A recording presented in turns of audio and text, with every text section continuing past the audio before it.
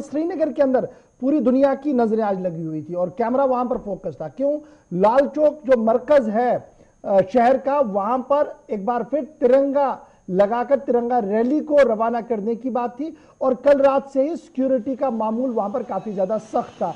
इस बीच जहां आज तिरंगा रैली से कबल बीजेपी के कदावर नेताओं की तरफ से तकरीरें की गई और मीडिया के साथ गुफ्तगू के दौरान क्या कुछ वहां पर कहा गया, फटाफट से इसको सुन लीजिएगा और सीधे चलेंगे। हमारे मेहमान आज हैं भारतीय जनता पार्टी के जनरल सेक्रेटरी इंचार्ज बराए कश्मीर डिवीजन सुनील शर्मा साहब। थोड़ी देर में उनके पास चलेंगे, लेकिन मेहमानों ने जो आज जम्मू कश्मीर के अंदर थे, भारतीय जनता पार्टी के जो टॉप लीडर्स थे, उन्होंने क्या कुछ कहा है, इसको जरा सुन लें। मुल्क की आजादी के 75 साल पूरे होने पर पूरे हिंदुस्तान में आजादी का अमृत महोत्सव का जश्न मनाया जा रहा है और आप देख रहे हैं कि कश्मीर के लाल चौक से एक जश्न, उत्साह, उमंग, उत्सव और नौजवानों के अंदर जोश, हाथों में तिरंगा झंडा, लाल चौक श्रीनगर कश्मीर में। यह दिखाता है कि पूरे मुल्क की तरह पूरे जम्मू कश्मीर में भी आजादी के 75 साल पूरे होने पर जो जश्न मनाया जा रहा है, उसमें कश्मीर का बच्चा बच्चा भी शामिल है। आज यहाँ लाल चौक के अंदर जो जश्न आपको दिखाई दे रहा है, ये ऐतिहासिक है, ऐतिहासिक, हिस्टोरिकल। बड़ा गर्व महसूस हो रहा है, फख्र महसूस हो रहा है। महबूबा मुफ्ती जी को मैं कहूँगा, अगर अच्छा होता आप यहाँ आते और देखते कि हर दिल में, हर हाथ में तिरंगा है। देश को आगे बढ़ाने का, लेकिन जिन 3 परिवारों ने जम्मू कश्मीर को लूटा था, जो आज भी वही 3 परिवार, Abdullah and sons, Mufti and sons और नेहरू एंड सन्स, वो आज भी लूटने की तैयारी में है, गुप्कार गठबंधन बनाकर। लेकिन जम्मू कश्मीर की जनता अब उन्हें स्वीकार नहीं करती। आज की ये मोटरसाइकिल रैली नरेंद्र मोदी जी के सपनों का भारत बनाने के लिए देश के नौजवान निकले हैं, शक्तिशाली भारत बनाने के लिए, समृद्ध भारत बनाने के लिए। जम्मू कश्मीर आगे बढ़े, जम्मू के नौजवान भी उनके साथ है, कश्मीर के नौजवान भी उनके साथ। बांडीपुरा से भी हैं, श्रीनगर से भी हैं, बारामूला में से भी हैं, अनंतनाग से भी हैं और ये बड़गाम से भी हैं। ये सभी आज कारगिल जा रहे हैं। चलिए जी, आप सुन रहे थे किस तरीके से रिएक्शन आ रहा था इस रैली से दौरान जब मीडिया से कुछ सवाल पूछे गए। इस पर जरा मजीद गुफ्तगू करेंगे क्योंकि तिरंगे को लेकर काफी सियासी गहमा गहमी पिछले कई दिनों से चल रही है। ट्विटर पर काफी बयान सामने आ रहे हैं। मेरे साथ इस वक्त सुनील शर्मा साहब ज्वाइन कर चुके हैं, जनरल सेक्रेटरी है इंचार्ज कश्मीर डिवीजन, साथ साथ डोडा रामबन किश्तवाड़ को भी देखते हैं, फॉर्मर कैबिनेट मिनिस्टर भी रह चुके हैं और बीजेपी के अंदर एक बड़े नेता के तौर पर इन्हें माना जाता है। सुनील शर्मा जी, बहुत बहुत शुक्रिया गुलिस्तान न्यूज के लिए वक्त निकालने के लिए। सुनील जी, सबसे पहले सवाल तिरंगे को लेकर ही जरा शुरुआत इसी से करते हैं। आज रैली थी और इस रैली को लेकर जो मुख्तलिफ आपके पॉलिटिकल पार्टीज के अपोजिशन लीडर्स है, उन्होंने तनकीद करते हुए कहा कि देखिए ये इवेंट मैनेजमेंट है, इससे दिलों को नहीं जीता जा सकता है। और उसके साथ साथ जो back to back tweets Mehbooba Mufti साहब की तरफ से हर घर तिरंगे को लेकर किया गया है, आप किस तरीके से इस पूरी सियासत को देख रहे हैं?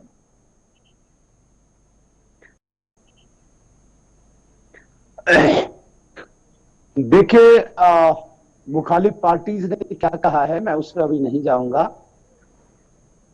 भारतीय जनता युवा मोर्चा ने एक तिरंगा रैली लाल चौक के घंटाघर से करगिल के वार मेमोरियल तक जो फिक्स की थी, जो आज all India president Bharatiya Janata Yuva Morcha Tejasvi Surya जी उस रैली को लीड करते हुए यहां से निकले हैं। कल इस रैली का कल्मिनेशन वार मेमोरियल करगिल में होगा। इसके बहुत सारे संकेत हैं।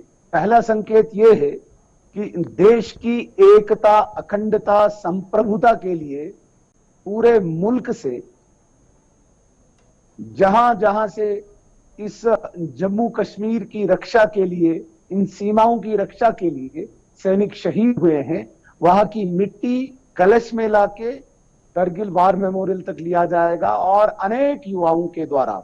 तो पहला संकेत यह है कि देश की एकता, अखंडता और संप्रभुता के लिए पूरे देश से नौजवान एक है और इनके साथ, इनके स्वागत के लिए, इनके खैर मकदम के लिए जम्मू कश्मीर के साथ साथ कश्मीर प्रोविंस के पर्टिकुलरली लोग उनकी खुशामदीद के लिए लाल चौक में जमा हुए थे।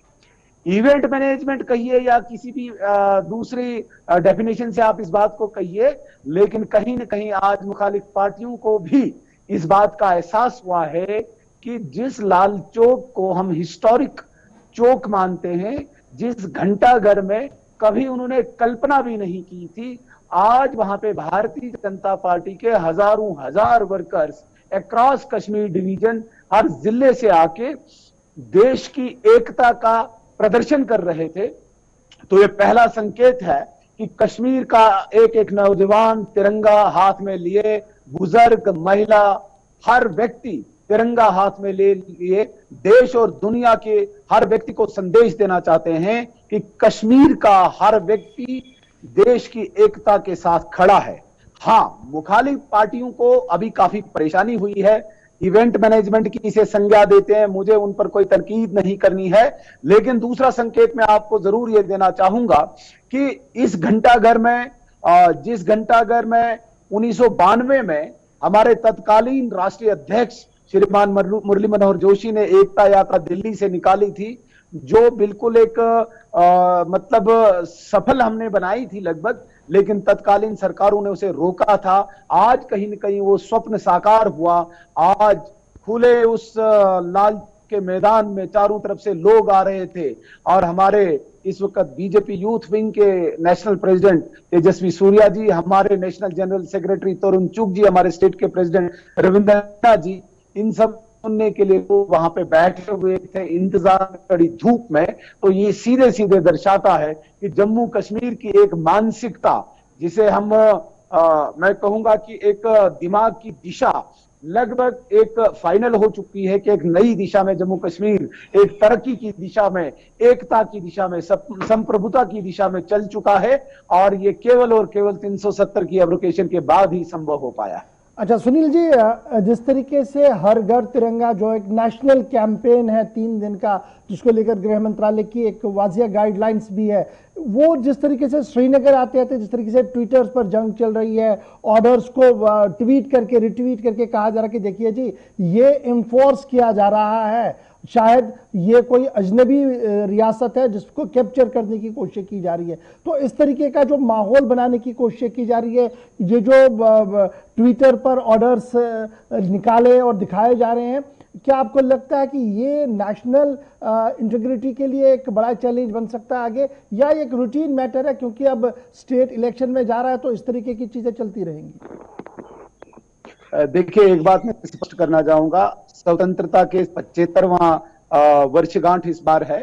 25 वर्ष जब हुए तब भी काफी सेलिब्रेट हुआ, 50 साल की गोल्डन जुबली में भी सेलिब्रेट हुआ और 75 सालगिरह पे भी पूरे देश में सेलिब्रेट हो रहा है। पिछले 1 वर्ष से आपने देखा होगा, इसे अमृत महोत्सव के नाम से अनेक कार्यक्रम हुए हैं और ये सरकार का दायित्व बनता है। जो भी सरकार पीछे जब 50 साल की जब गोल्डन जुबली हुई है तब जो सरकार तत्कालीन रही हुई है उसका दायित्व था, लेकिन अभी जो एनडीए मोदी जी की सरकार है, हमारा दायित्व है, इस सरकार का दायित्व है कि इस अमृत महोत्सव को जन जन तक पहुंचाया जाए और हर व्यक्ति में राष्ट्रीयता का जो प्रदर्शन करने का एक जज्बा है उसे कहीं न कहीं ऑनर किया जाए। उसी की एक कड़ी में हर घर तिरंगा एक नेशनल कैंपेन इस वक्त चल रही है। मैं आपको एक बात स्पष्ट करना चाहता हूं, मैं कश्मीर का इंचार्ज हूं और मैं काफी समय से कश्मीर में बैठा हूं। सैकड़ों नौजवान, सैकड़ों लोग मेरे पास यहां पे आते हैं, वो कहते हैं कि ये तिरंगा कहां पे मिल रहा है, हमने तिरंगा चढ़ाना है, वॉलंटियरली बोल रहे हैं, कहीं पे भी कोई एनफोर्स नहीं किया जा रहा है। मैं आपको सच्चाई बता रहा हूं। और एक बात और मैं कहना चाहूंगा, जिन 0.5% लोगों की आप बात करते हैं उनका अस्तित्व कहीं पे नहीं है। यहां पे लोग नेशनलिज्म के लिए हमेशा अग्रसर हैं, हमेशा तत्पर हैं। आप 0.5% लोगों की बात न करें। और जो मुखालिफ लीडर हैं जो केवल और फेसबुक और ट्विटर पे रह चुके हैं, मैं उनको चैलेंज करता हूं मैं उनको ये कहता हूं कि जो भी उनको बात कहनी है जरा पब्लिक में आके कहें। आज जैसे लाल चौक में हमने अपना मंशूर स्पष्ट कर दिया है, आज लाल चौक में हमने जनसभा करके अपने विचार प्रकट किए हैं। जो भी मुखालिफ लोग हैं, जो भी विपक्षी नेता है, जरा वो भी पब्लिक की एक जनसभा में ऐसी बातें कहें, फिर हम उन्हें लीडर कहेंगे। ट्विटर पर, फेसबुक पर, सोशल मीडिया पे, घर में कुर्सी पे, रजाई पे बैठ के कोई भी बात कहना और मीडिया उसको बहुत ज्यादा तरजीह दे, मुझे बहुत ही अजीब लग रहा है। लीडर का मतलब होता है कि पब्लिक में जाके अपने विचार प्रकट करे वो भी जनसभा। इतनी बड़ी कश्मीर की 10 डिस्ट्रिक्ट है, किसी भी नौजवानों की भी बात करते हैं सुनील जी, चूंकि आप इंचार्ज हैं और सीनियर लीडर भी हैं। जम्मू की बात करूं या कश्मीर की बात करूं, युवाओं के अंदर जो आक्रोश है, जो गुस्सा है टुवर्ड्स एडमिनिस्ट्रेशन, क्योंकि बेरोजगारी की शरह कम हो नहीं रही है और रिक्रूटमेंट काफी सुस्त है, अगर हुई भी है तो वो स्क्रैप हो रही है। किस तरीके से आप देख रहे हैं कितना बड़ा चैलेंज है बीजेपी के लिए? देखिए आप इसका गलत वो संज्ञा दे रहे हैं। आक्रोश नहीं, उम्मीद और आशाएं हैं। केवल और केवल भारतीय जनता पार्टी की सरकार के प्रति ही लोगों की, युवाओं की आशाएं बनी हुई हैं। 94 से आज से 28, 20, 25 साल से जो नवयुवक दर बदर की ठोकरें खा रहे हैं, अपने उनको आजीविका, परिवार चलाना जिनको कठिन हो गया है, आज मोदी जी के इस सरकार से ही उनको एक आशा जगी हुई है। इसलिए क्योंकि ये एक लोकतंत्र है, यहाँ पे डेमोक्रेसी है, हर व्यक्ति को सड़क पर किसी भी प्लेटफॉर्म पे अपनी आवाज उठाने का पूरा मौका दिया जाता है। आप इसे आक्रोश नहीं कहें, आप इसे उम्मीद कहें। जिन सरकारों ने नौजवानों का भविष्य तबाह किया, उनको अपना भविष्य संवारने के लिए एक और एकमात्र पार्टी, एकमात्र सरकार दिखती है जिसके सामने वो अपनी आवाज उठा रहे हैं। और मुझे पूरा यकीन है, मुझे पूरा विश्वास है, केवल और केवल नरेंद्र मोदी जी द्वारा चलाई जा रही सरकार और यहाँ पर लेफ्टिनेंट गवर्नर साहब का जो प्रशासन है, वो इनकी आकांक्षाओं और अपेक्षाओं को पूरा करेंगे। सुनील जी, जिस तरीके का प्रशासन चल रहा है, जिस तरीके से वो चल रहे हैं, एज अ सीनियर लीडर के क्या आप मुतमईन हैं कि एडमिनिस्ट्रेटिव पार्ट पर सब कुछ ऑल इज वेल है? और जिस तरीके से हर दिन प्रदर्शन जम्मू के अंदर हो रहे हैं, आप कह रहे हैं कि जनाब बीजेपी के साथ उनकी उम्मीद है, उनका मानना ये है कि जनाब कुछ बदला नहीं, हालात वैसे ही हैं। एक बात मैं आपको स्पष्ट करना चाहूंगा, जो हमारा लोकतंत्र है, पूरे विश्व में सबसे बड़ा लोकतांत्रिक देश भारत है। लोकतंत्र एक प्रोसेस से चलता है, पॉपुलर गवर्नमेंट से चलता है। लोग अपने प्रतिनिधि चुनते हैं और उन प्रतिनिधियों के माध्यम से अपना विकास और अपनी समस्याओं का समाधान निकालते हैं। और वही पॉपुलर गवर्नमेंट एकमात्र विकल्प हो सकता है किसी भी मतलब समाज के किसी भी क्षेत्र की समस्याओं को हल करने के लिए। जहां तक आप बोल रहे हैं कि आज का प्रशासन उसका विकल्प हो सकता है, मैं किसी भी ब्यूरोक्रेटिक सेटअप को लोकतंत्र में पॉपुलर गवर्नमेंट का विकल्प नहीं मानता हूं, अल्टरनेट नहीं मानता हूं। लेकिन जो सर्कमस्टांसेस बने हुए थे यहाँ पे जब 370 एब्रोगेशन हुआ है, यहाँ पे जो यूटी बनी है, एक प्रोसेस चल रहा है। यहाँ पे डिलिमिटेशन कमीशन ने अपनी रिपोर्ट अभी सबमिट की है। उसके तुरंत बाद इलेक्शन कमीशन ऑफ इंडिया ने एक फॉर्मल डेट्स डिसाइड कर लिए कि इतनी देर तक रैशनलाइजेशन ऑफ पोलिंग बूथ्स होगा। फिर नई परिसीमन के बाद, जो डिलिमिटेशन के बाद जो कॉन्स्टिट्यूंसीज बनी हैं, उनकी जो वोटर लिस्ट बनेगी, उसके बाद एडिशन और डिलीशन होगा।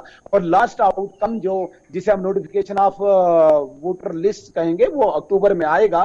तो एक प्रोसेस चल रहा है। लेकिन मैं इसे कतई नहीं मानता हूं कि ब्यूरोक्रेटिक सेटअप में आप लोगों की सारी समस्याओं का समाधान कर सकते हैं, वो विकल्प नहीं हो सकता है। आप जरूर विश्वास कीजिए, थोड़ी देर में जब यहाँ पे पॉपुलर गवर्नमेंट आएगी, लोगों की जो बची खुची समस्याएं होंगी, इनके प्रतिनिधि सॉल्व करेंगे। सुनील जी, बस एक आखिरी सवाल, मुझे पता है कि आप बिजी हैं, बस एक आखिरी सवाल मेरा ये रहेगा कि 2019 को जब विभाजन हुआ, स्टेट 2 हिस्सों में तकसीम हुई, यूटी बनी, तो वादा किया गया नौजवानों से कि हजारों रोजगार होंगे, एक फिगर भी दिया गया। लेकिन इतना वक्त गुजरने के बाद भी वो फिगर के आसपास भी हम नहीं भटक पाए। मैं बड़े खुले दिल से चैलेंज करता हूं कि 2019 के बाद जितनी जॉब क्रिएशन हुई है, आप पार्टी के माध्यम से किसी भी रिक्रूटमेंट एजेंसी से डाटा निकाल सकते हैं। सर्वाधिक सबसे ज्यादा रिक्रूटमेंट जो है इन्हीं दिनों हुई है। और न सिर्फ ऑर्गेनाइज सेक्टर में या गवर्नमेंट सेक्टर में, अनऑर्गेनाइज सेक्टर में जिस प्रकार से यहाँ पे विकास की लड़ी खुली हुई है, यहाँ पे रिंग रोड बन रहा है, यहाँ पे एम्स बन रहा है, यहाँ पे रेलवे लाइंस बन रही है, यहाँ पे हाईवेज बन रहे हैं, यहाँ पे पावर प्रोजेक्ट्स बन रहे हैं, कई बेरोजगार नौजवानों को रोजगार मिला है। इसके साथ साथ मैं दोबारा से कहूंगा कि आप आरटीआई के माध्यम से भी इस बात को साबित कर सकते हैं कि पिछले प्रीवियस गवर्नमेंट्स में जो एक साल में सबसे ज्यादा जहां पे रिक्रूटमेंट हुई है, आपको कहीं ना कहीं 2019 के बाद नौजवानों की यहां पे रिक्रूटमेंट ज्यादा मिली है। लेकिन एक बात मैं स्पष्ट करना चाहूंगा, देखिए पॉपुलेशन ग्राफ एक लिमिट से भी क्रॉस कर चुका है, और जिस प्रकार से यहाँ पे 5.25 साढ़े 5 लाख यहाँ पे नौकरियां हैं, जो किसी भी प्रदेश की तुलना से बहुत ज्यादा है। एक अनुपात निकाला जाता है, रेशियो निकाला जाता है पॉपुलेशन और एम्प्लॉइज का, जो बिहार यूपी जो इतना मतलब कंजेस्टेड पॉपुलेशन है, इतनी थिन पॉपुलेशन है, थिक पॉपुलेशन है, उसके बावजूद जम्मू कश्मीर में 1.25 करोड़ की पॉपुलेशन में 5.5 लाख गवर्नमेंट एम्प्लॉई। हम ये कह सकते हैं कि सरकारी नौकरियां सबको नहीं मिल सकती, लेकिन अनऑर्गेनाइज सेक्टर में डेवलपमेंटल पॉइंट ऑफ व्यू से, डेवलपमेंटल नजरिए से जो डेवलपमेंट हो रही है, वहां पे भी लोगों को रोजगार मिल रहा है। Thank you. बहुत बहुत शुक्रिया जी सुनील जी हमारे साथ ज्वाइन करने के लिए। रोजगार कैसा मिलेगा, सुनील शर्मा की बातचीत से आप समझ चुके होंगे कि सरकार की नौकरियों पर ज्यादा तकिया ना लगाए। अब जब